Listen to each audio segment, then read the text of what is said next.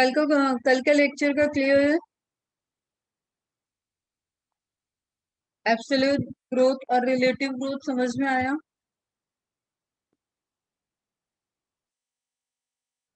ठीक है, तो आगे बढ़े फिर। किसी को कोई क्वेरी? एग्जाम्पल्स ध्यान में रखने हैं आपको, जितने भी डेटा बेस्ड और एग्जाम्पल्स दिए हुए हैं ना, वो ध्यान में रखना बेटा, मार्क करके रखना।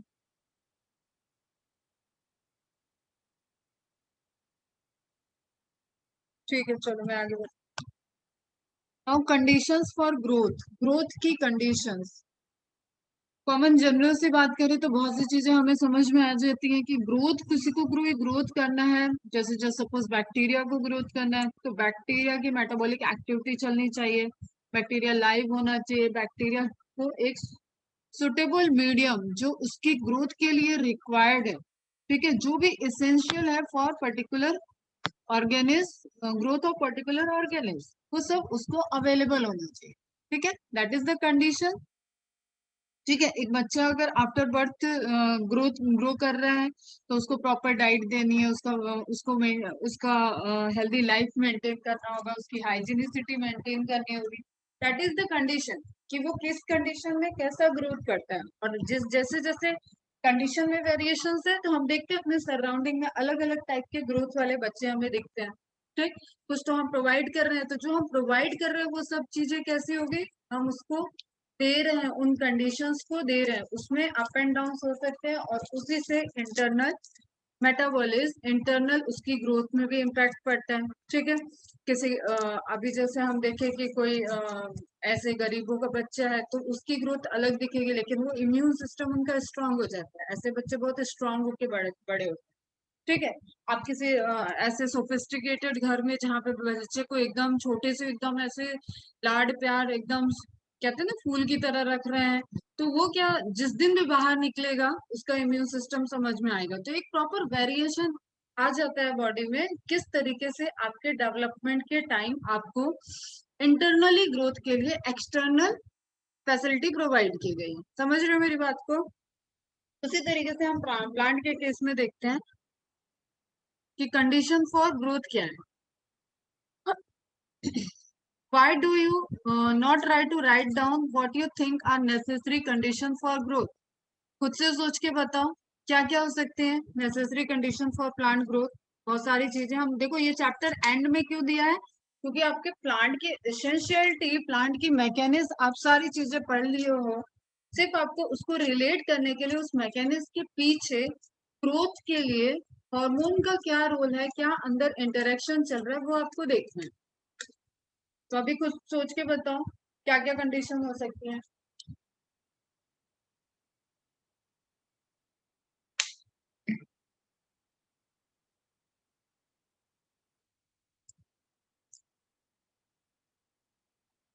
Nutrition, water, sunlight, requirement of essential minerals and water, water.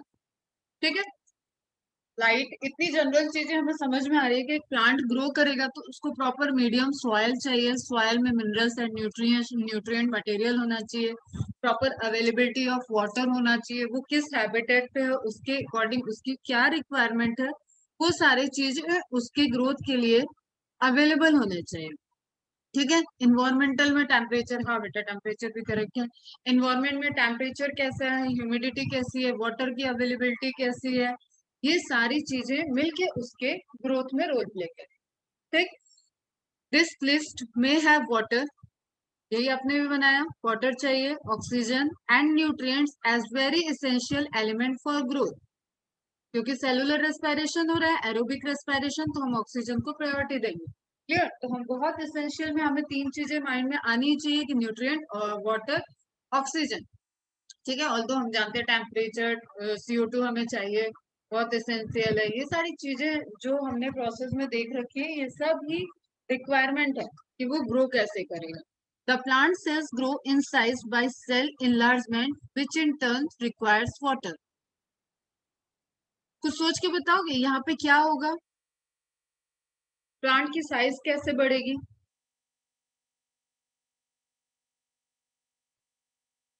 Plant के अंदर सेल की साइज कैसे बढ़ेगी, बताया हुआ है मैंने। ऑस्मोसिस, ओके, ओपीटीपी, टर्जिडिटी, हाँ, वेरी गुड, ठीक है। Osmotic pressure, osmotic pressure water को अंदर एंटर कराएगा। टर्जिडिटी क्या होगी? जब आपकी पूरी इंटरनल सेंट्रल वैक्यूल फिल हो जाएगी एंड उससे सेल अपनी मैक्सिमम मतलब टर्जिडिटी आ जाएगी उसमें, और मैक्सिमम टर्जिडिटी क्या होगी? जब वो पूरा सेल वॉल तक टच करेगी एंड तब इक्वल टू टर्गर प्रेशर एक अपोजिट प्रेशर लगता है, that is cell wall pressure या वॉल प्रेशर। क्लियर? तो जो अंदर वाटर आया और वाटर इतना आए कि ये प्रेशर इस सेल के अंदर सेंट्रल वैक्यूल में वाटर आ रहा है, वाटर आ रहा है अंदर की तरफ। अब इस सेंट्रल वैक्यूल का साइज या साइज एकदम समझ लो फुल है। क्लियर? इससे प्रेशर लग रहा है साइटोप्लाज्म पे, साइटोप्लाज्म से प्रेशर लगा प्लाज्मा मेम्ब्रेन पे, प्लाज्मा मेम्ब्रेन से प्रेशर लगा सेल वॉल पे, सेल वॉल पे प्रेशर लगेगा तब ये आपकी प्राइमरी सेल वॉल है। एंड प्राइमरी सेल वॉल कैसी होती है? सेलुलोज है वहां मैक्सिमम अमाउंट पे, और उसमें एक्सपेंड करने की कैपेसिटी होती है। सेकेंडरी या टर्सरी आफ्टर डिपोजिशन स्क्लेरेनकाइमा उन सब में एक्सपेंशन की कंडीशन नहीं होती है। Is it clear? समझ में आ रहा है? By cell enlargement which in turn requires water, water को एंटर कराया, वाटर को एंटर करने के बाद एक रिलेटिव फोर्स हम देख रहे हैं इंटरनल सेंट्रल वैक्यूल से जनरेट हुआ, जो सेंट्रल वैक्यूल की वो मेम्ब्रेन, मेम्ब्रेन से साइटोप्लाज्म, साइटोप्लाज्म से plasma membrane and plasma membrane से सेल वॉल पे एक्सर्ट किया। एंड उसकी वजह से सेल वॉल एक प्रेशर लगा रही है, लेकिन अंदर का प्रेशर की वजह से वहां पे प्राइमरी सेल वॉल जो थिन होगी उसमें एक एक्सपेंशन होगा। क्लियर? अब ये अगर ये इतनी भी एक्सपेंड करती है तो इस सेल का साइज जितनी एक्सपेंशन हुआ उतना ये फाइनली इस साइज जहां पे एक्सपेंशन है वहां पे सेल का साइज हो जाएगा। समझ में आया? देखते हैं इसको डिटेल में। Turgidity of cell helps in extension growth, cell के एक्सटेंशन पे, अभी सेलुलर लेवल पे बात हो रही है। This plant growth and further development is intimately link to the water status of the plant. इसलिए हम कह सकते हैं कि प्लांट का ग्रोथ हम वैसे भी देखते हैं, जनरल इसको ऑब्जर्व हम कर सकते हैं। एक आपके फ्लावर पॉट में लगा हुआ प्लांट है, वो मुरझा गया है पानी की कमी से, और उसके बाद आप उसको वाटरिंग कर रहे हो तो वो धीरे धीरे उसमें टर्जिडिटी आएगी, वो अपनी साइज को अटेंड कर लेगा। वो तो क्या है कि वाटर की कमी थी उसको सप्लाई दे दिया। ठीक है? डेवलपमेंट के टाइम क्या हो रहा है? प्राइमरी सेल वॉल एक्सटेंड कर जाएगी। Water also provides the medium for enzymatic activities needed for growth. Protoplasm में वाटर है बेटा, ठीक है, साइटोप्लाज्म कह लो, न्यूक्लियोप्लाज्म कह लो, सब जगह वाटर प्रेजेंट है। और जहां जहां एंजाइमेटिक सेल वैक्यूल के अंदर सेंट्रल वैक्यूल के अंदर आपका वाटर लिविंग नहीं है, सेल सेप लिविंग नहीं है, वहां मेटाबॉलिक एक्टिविटी नहीं चल रही है, that is only for storage. ठीक है?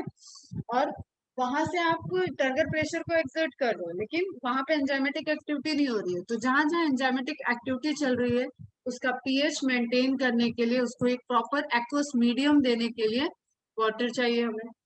लिख लेना है यहाँ पे पीएच कॉमा करके, aqueous medium for reaction, aqueous medium for metabolic reaction. Is it clear बच्चा? समझ में आया? कुछ ऐसे नई बात अभी बताई नहीं है, ये सब हम हमेशा बताते रहते हैं तुम लोगों को।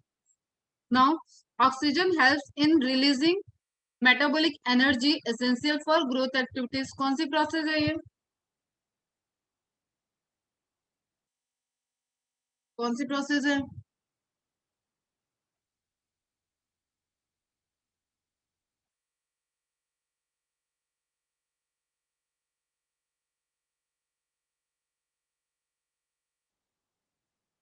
सेलुलर रेस्पिरेशन, ठीक है, हाँ, करेक्ट।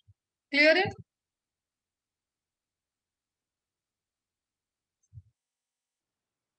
अगर हम एसेंशियलिटी की देखें तो एक सिंपल सा इमेज है, हमें दिखा रहा है वाटर की रिक्वायरमेंट है, CO2 की रिक्वायरमेंट है, ऑक्सीजन की रिक्वायरमेंट है, उसकी खुद के फूड के लिए उसको ग्लूकोज की भी रिक्वायरमेंट है।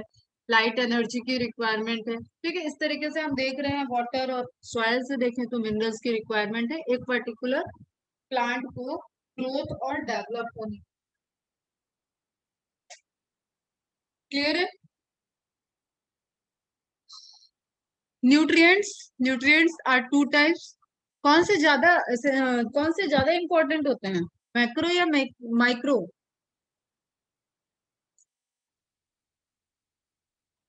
ज्यादा इंपॉर्टेंट न्यूट्रिएंट्स कौन से हैं?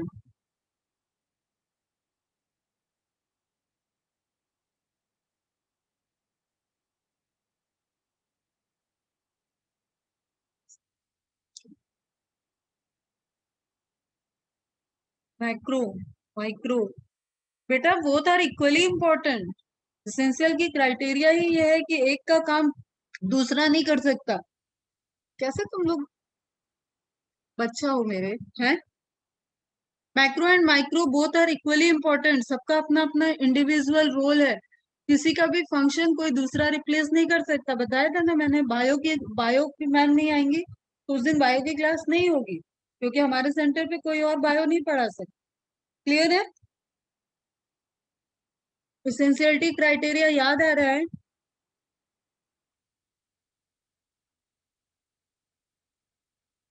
तो ज्यादा इंपॉर्टेंट वाली कोई बात ही नहीं है, बोथ आर इक्वली इम्पोर्टेंट, सबका अपना पर्टिकुलर रोल है। Macro and micro essential elements are required by plants for the synthesis of protoplasm and act as a source of energy। सारे ट्रांसपोर्टेशन में सारी चीजों को प्रोसेस करने में हमें एनर्जी की रिक्वायरमेंट है, और एटीपी के फॉर्मेशन में भी हमने देखा है कि कहीं पे मैग्नीज लग रहा है, कहीं पे क्लोरीन लग रहा है, कहीं पे कुछ, कहीं पे कुछ, कहीं जिंक के प्रेजेंस में हो रहा है। इस तरीके से रिएक्शंस हैं जो आपके डिफरेंट डिफरेंट एलिमेंट के, हम्म, डिफरेंट डिफरेंट एलिमेंट के कंट्रीब्यूशन से ही वो रिएक्शंस चल पा रहे हैं। In addition, every plant organism has an optimum temperature range best suited for its growth। ठीक है, हर प्लांट का अपना सुटेबल टेम्परेचर है। टेम्परेट रीजन में ग्रो करने वाला प्लांट है, ट्रॉपिकल रीजन में ग्रो करने वाला प्लांट है, डेजर्ट में ग्रो करने वाला प्लांट है। तो इट डिपेंड्स, उसका उसका हैबिटेट उस टेम्परेचर पे ही डिपेंडेंट है। Clear? Any deviation from this range could be detrimental to its survival। अब जो उसके लिए इसेंशियल है, उस टेम्परेचर उस पीएच से अगर हम उसको वेरी करेंगे, वैसा एनवायरमेंट उसको नहीं देंगे तो उसके सर्वाइवल में प्रॉब्लम होगी obviously. Clear? Environmental signals such as light and gravity also affect certain phases stages of growth, जिसको हम क्या बोलते हैं? एक तो फोटोट्रॉपिज्म बोल रहे हैं, लाइट के प्रेजेंस में मूवमेंट को। ठीक है, एंड एक हो जाता है फोटो पीरियोडिज्म,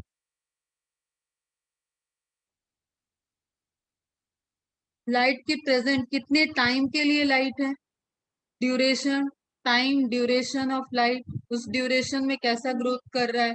इसमें आ जाता है तुम्हारा long day short day plant. ठीक है, long day short day.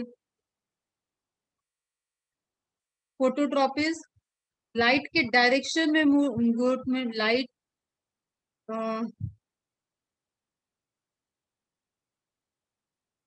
Growth direction, समझ में आ रहा है ना? ठीक है, तो इस तरीके से हम देख रहे हैं कि, और ग्रेविटी को भी इसी तरीके से देखें तो हम कैसे बोलते हैं, रूट जो है वो पॉजिटिवली ग्रेविटी के डायरेक्शन में मूव कर रहा है। ठीक है, एंड शूट आपका अगेंस्ट ग्रेविटी मूव कर रहा है। तो इसी तरीके से हम देख रहे हैं कि कुछ चीजें जो हमने जनरल पढ़ रखी हैं उन्हीं को यहाँ रिलेट किया जा रहा है। Environmental signals such as light and gravity also affect certain phases stages of growth। ये phases कैसे हो जाएंगे ये भी लिख लो। उसकी वेजिटेटिव फेज, ठीक है, उसकी रिप्रोडक्टिव फेज। अगेन आप एग्जांपल माइंड में रखो, आपके आसपास आम के पेड़ बहुत होते हैं, आप रत्नागिरी में हो तो आम के पेड़ एक पर्टिकुलर सीजन के लिए एक पर्टिकुलर टेम्परेचर पे ही उसमें फ्लावर आ रहा है और उसमें फ्रूट का फॉर्मेशन हो रहा है, और वो नेचुरल उसका मैचुरेशन ऑफ फ्रूट हो रहा है। इज इट क्लियर बच्चा? ठीक है, समझ में आ रहा है? तो ओवरऑल इस पैराग्राफ में क्या था, सिर्फ हमने जनरल समरी किया सारी चीजों को जो हम अभी तक कई चैप्टर्स में पढ़ के आए हुए हैं कि what are the condition for the growth, जिसमें हमें बहुत क्लियर है मिनरल्स चाहिए, वाटर चाहिए, ऑक्सीजन चाहिए, ऑक्सीजन एंटर कर रहा है तो क्या कर रहा है, वाटर एंटर कर रहा है तो क्या कर रहा है, ग्रोथ के एक्सटेंशन में वाटर का क्या रोल है, मिनरल्स कैसे रोल प्ले कर रहे हैं, CO2 एंटर करेगा तो फोटोसिंथेसिस होगी। ठीक है, क्लियर है। ठीक है, फिर एक्सटर्नल फैक्टर में हम देख रहे हैं लाइट को लेके वो कैसे रिस्पॉन्स कर रहा है, लाइट की ड्यूरेशन से इफेक्ट पड़ रहा है या लाइट के इंटेंसिटी से इफेक्ट पड़ रहा है, इस तरीके की चीजें हम देख रहे हैं। फिर उसका हैबिटेट है कि वो वहां किस तरीके से किस हैबिटेट में है, उसको कितना ऑप्टिमम टेम्परेचर चाहिए, क्या मिनिमम रिक्वायरमेंट ऑफ वाटर है, उस तरीके से वो उसको अवेलेबल होगा तो वो प्लांट ग्रो करेगा। ठीक है, क्लियर।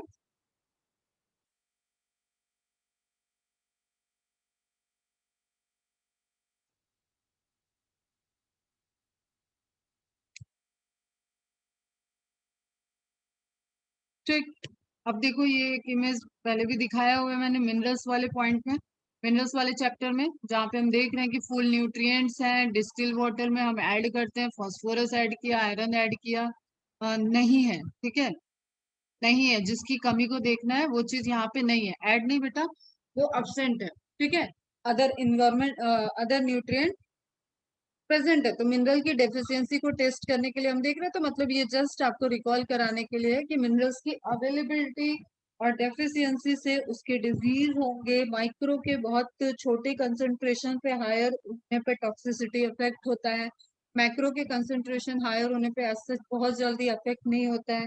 मोबाइल एलिमेंट याद होना चाहिए, इमोबाइल एलिमेंट याद होना चाहिए, पर्टिकुलर एलिमेंट के क्या क्या रोल है वो याद होने चाहिए आपको हमेशा।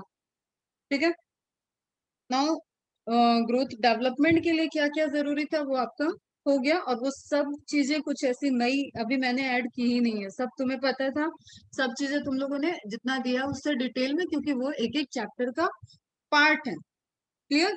अब ये इंपॉर्टेंट टॉपिक आता है जो कि थोड़ा सा हम एनाटॉमी के टाइम बताए थे, उसको आपको यहाँ से कवर करना है।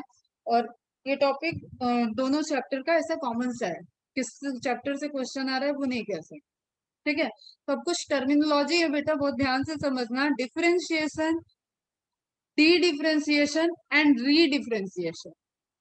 ठीक है, एकदम सिंपल वे में हम बोले, meristem cell, nucleus, meristem divide किया, क्या बनेगा, एक दूसरा मेरिस्टेम, एक परमानेंट सेल, परमानेंट सेल बनी, अपनी साइज को बड़ी की और स्पेसिफिक हो गई। जस्ट हम एग्जांपल किसका ले लें, चलो बताओ, मेसोफिल सेल का ले लिया एग्जाम्पल। ठीक है, पहले सेट पैरेन्काइमा है, प्रेजेंट है आपकी लीफ के अंदर, वो बन गई।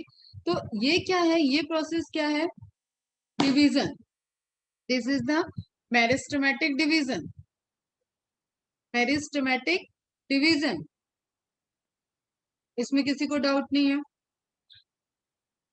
ये मेरिस्टेमेटिक सेल फिर से डिवीजन करेगी, उसमें हमें नहीं जाना है अभी।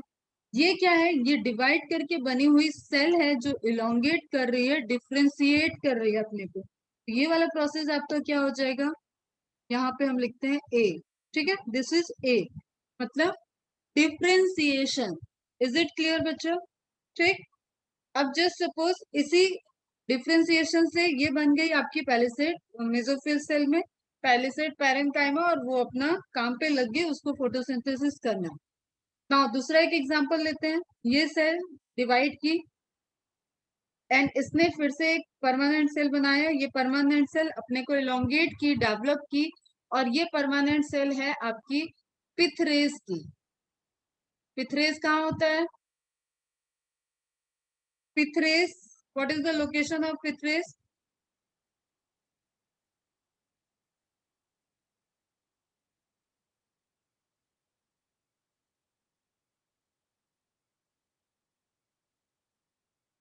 फास्ट रिप्लाई करो।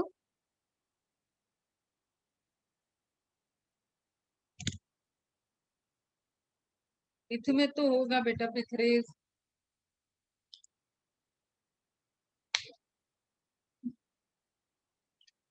कहाँ है, between two vascular bundle, simple सा आंसर है उसका। दो वेस्कुलर बंडल के बीच में जो रेस जा रही है, जो सेल है, उनको हम पिथरेस बोल रहे हैं। ठीक है, तो this is the cell which is part of pith rays. अब बता सकते हो हम क्या बताने वाले हैं, आगे क्या करेंगे इसको। ये पिथ रेस तुम्हारी सेकेंडरी ग्रोथ के टाइम क्या डेवलप करेगी, पिथ रेस की सेल सेकेंडरी ग्रोथ के टाइम क्या हो जाएगा इसमें।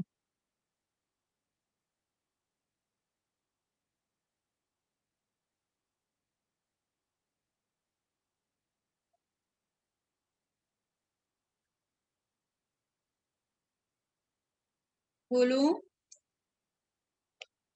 सब पढ़ के ना बस्ते में डाल दिया करो, पता नहीं क्या। बताओ, तुम लोग ही बताओगे, आज तो हम नहीं बोल रहे।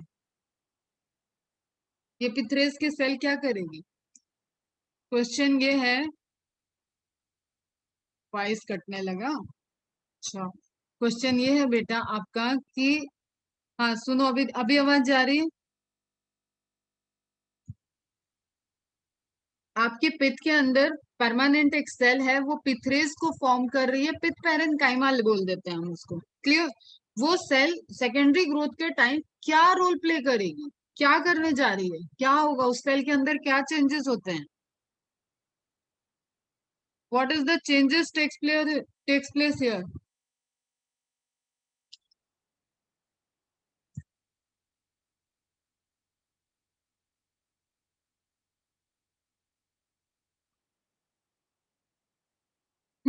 Very good. सेकेंडरी फ्लोएम तो बाद में बनेगा बेटा, सबसे पहले क्या होगा, पैरेन्काइमा आपकी मेरिस्टेमेटिक बन जाएगी। क्लियर। तो ये पैरेन्काइमा आपकी क्या बन गई, मेरिस्टेमेटिक सेल। तो एक बार इसने अपने आप को डिफ्रेंशिएट किया था, तो ये क्या बनी थी, पिथ पैरेन्काइमा। क्लियर, समझना है ध्यान से। पिथ पैरेन्काइमा एज पर इंडक्शन उसने वापस से अपने आप को रिटेन कर लिया दूसरी सेल में, और मेरिस्टेमेटिक एक्टिविटी उसने रिगेन कर ली है। तो उसने क्या किया, डी डिफ्रेंशिएट, उसने अपने आप को डी डिफ्रेंशिएट किया। एक उसने पहले डिफ्रेंशिएट कर रखा था, दूसरा उसने, तो ये प्रोसेस हो गया आपका बी। नाउ ये मेरिस्टेमेटिक सेल अगेन डिवाइड करती है और आपका क्या बना रही है, ये पूरी बन जाएगी, पूरी एक रिंग बनेगी, वेस्कुलर कैम्बियम बन जाएगी, intrafascicular cambium plus interfascicular cambium, and as a resultant vascular cambium formation takes place. अब वेस्कुलर कैम्बियम डिवाइड कर रही है, फिर से जाइलम एंड फ्लोएम बना रही है। ठीक, तो मेरिस्टेमेटिक सेल जो आपकी डी डिफ्रेंशिएट हुई थी, उसने क्या कर दिया, फिर से डिवाइड किया, और एक या तो मेरिस्टेमेटिक सेल बना सकती है, कंटिन्यूअस ग्रोथ चाहिए उसको, ठीक है, एरिथमेटिक ग्रोथ करेगी, और एक परमानेंट सेल बना, जो कि आगे जाके एदर जाइलम हो सकता है और फ्लोएम हो सकता है। ठीक है बच्चा। अब ये जाइलम एंड फ्लोएम का बनना, ये क्या हो गया, रीडिफ्रेंसिएशन। सी,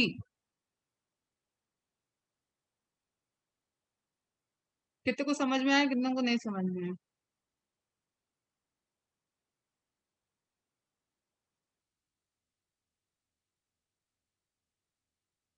थोड़ा आया, very good.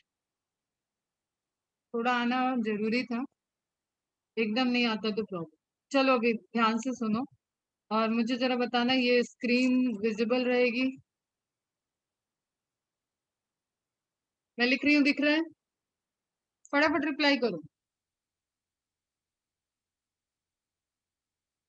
Okay very good, बस बस बस एक ही दो रिप्लाई। एंड अभी फोकस करना।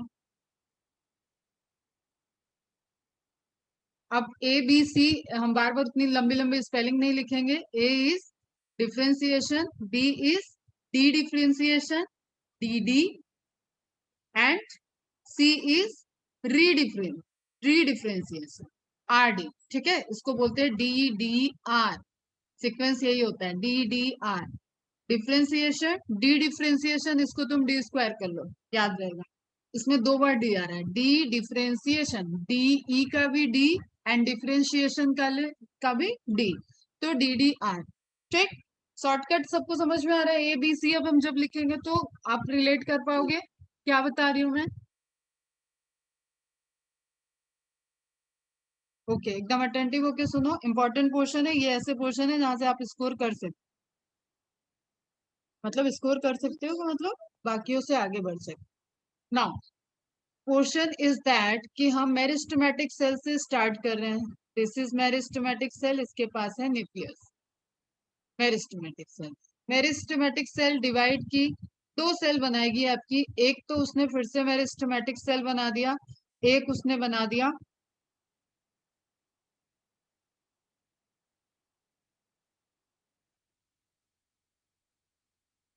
Permanent cell. डिवाइड किया अभी, मतलब परमानेंट सेल बना सकती है, बना रही है। अब ये डिवाइड नहीं कर सकती, ये आगे डिवाइड करेगी, फिर से आपकी मेरिस्टेमेटिक सेल बनेगी एंड दूसरी परमानेंट सेल बनेगी। क्लियर?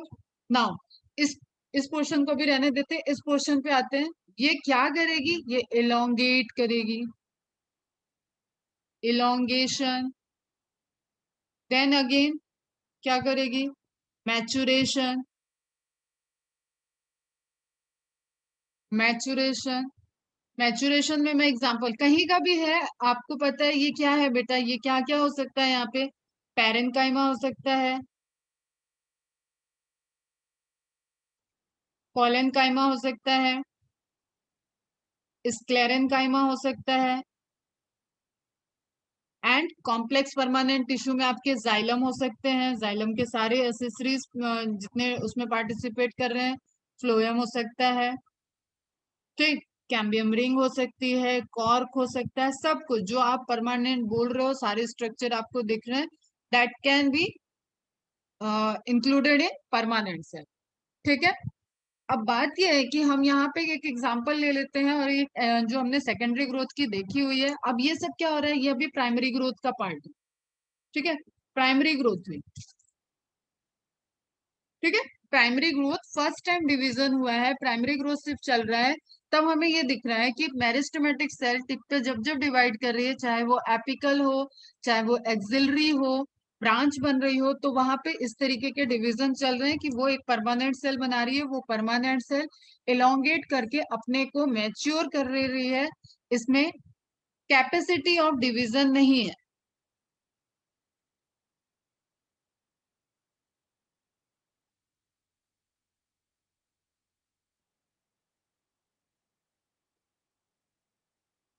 ठीक है?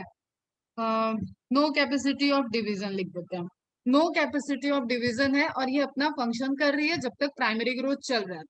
ठीक है? अब हम यहाँ पे एग्जांपल क्या ले रखे हैं? ये परमानेंट सेल है, इलोंगेट करके मैच्योर हो गई है, और ये पार्ट बन गई है तुम्हारी पिथरेज की, पिथरे का पार्ट।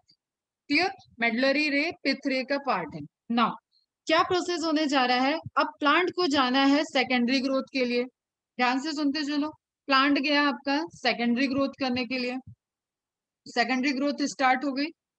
सेकेंडरी ग्रोथ स्टार्ट हुई तो यहाँ पे इंडक्शन हुआ, जिससे इसने मेरिस्टेमेटिक, इस पिथरे सेल ने, पिथरे सेल लिख देते हैं, सेल ऑफ पिथरे। ठीक है? पिथरे सेल ने मेरिस्टेमेटिक एक्टिविटी को रिटेन किया।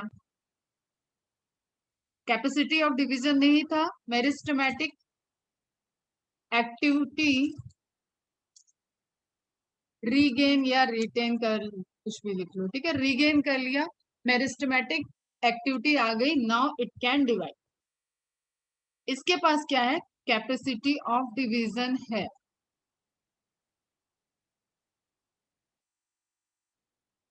Is it clear? यहां तक समझ में आया? नाउ ये मेरिस्टेमेटिक कैविटी है, एक्टिविटी कर सकती है, तो ये करेगी भाई, ऑफ कोर्स यही वाला स्टेप आपका फिर से होगा। ये डिवाइड कर रही है, ये अब पार्ट बन गई है तुम्हारी वेस्कुलर कैम्बियम की। Now it is part of, और स्पेसिफिक अगर हम फिर से यहाँ तुम्हें रिकॉल करा दें, दिस इज इंटरफेसिकुलर कैम्बियम। एक सेल को लेके चल रहे हैं हम, इसलिए पूरी चीजें लिख नहीं रहे बेटा। कैम्बियम मतलब ग्रुप ऑफ सेल आ जाएगा, interfascicular cambium, cell of interfascicular cambium. ठीक है? सेल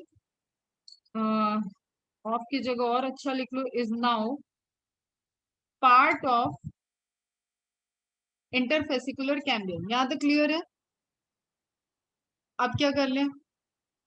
ये मेरिस्टेमेटिक है तो बैठेगी तो नहीं, कैपेसिटी ऑफ डिवीजन आ चुका है, डिवाइड किया इसने, फिर से फॉर्म कर दिया एक मेरिस्टेमेटिक सेल, ठीक है, एंड एक परमानेंट सेल। ये परमानेंट सेल अगेन आपकी क्या करेगी, इलोंगेट करेगी, इलोंगेशन एंड मैचुरेशन।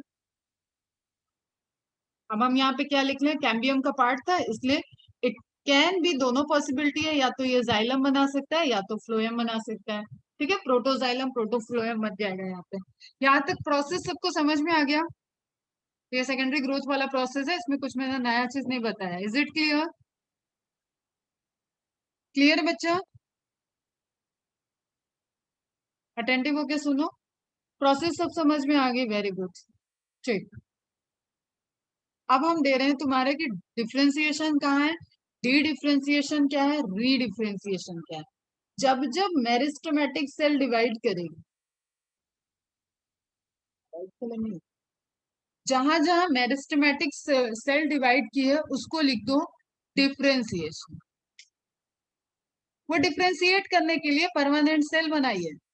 ठीक है, डिफ्रेंसिएशन तो पहली बार जब किया उसने तो उसको बोले हम डिफ्रेंशिएशन। ये है तुम्हारा ए।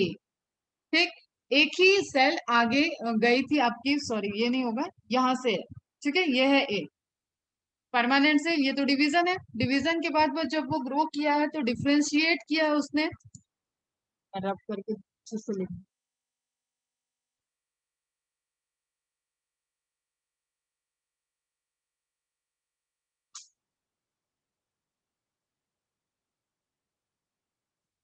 इज इट क्लियर बेटा? तो ये प्रोसेस आपकी क्या हो गई, ये इलोंगेट कर रही है एंड मैच्योर कर रही है। This is the process of ए।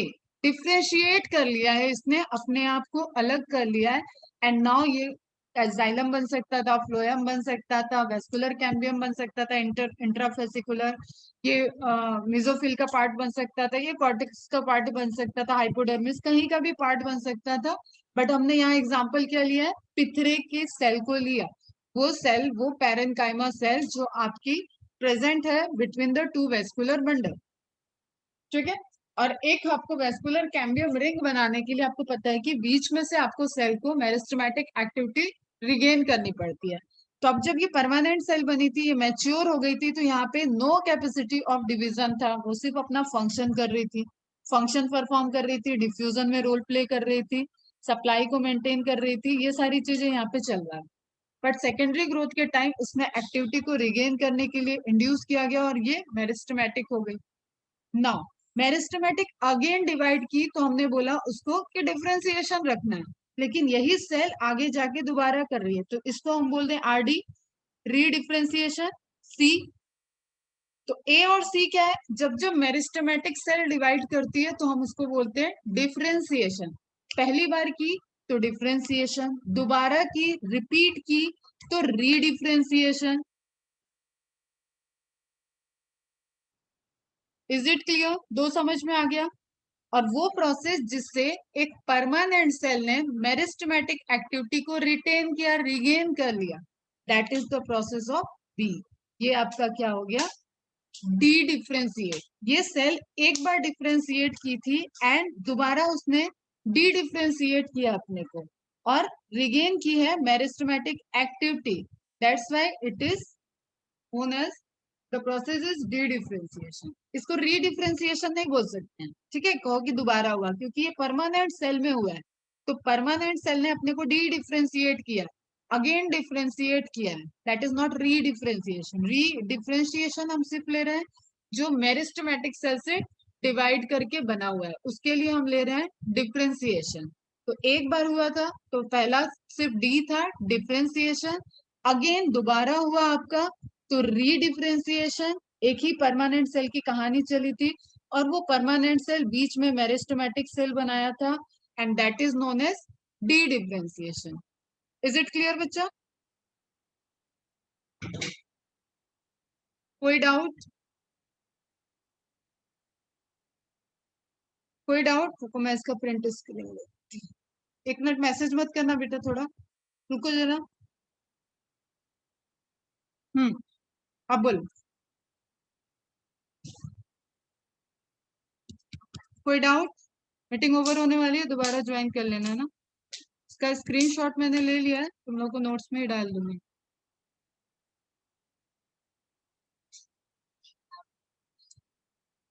मतलब डी डिफ्रेंसिएशन को रिवर्स ऑफ डिफ्रेंसिएशन बोल सकते हैं।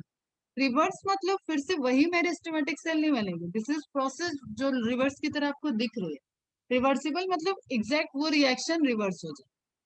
ठीक, ये आगे गया है, ये प्रोसेस रिवर्स हुई है लेकिन रिएक्शन रिवर्स नहीं है। दोबारा ज्वाइन करो बेटा।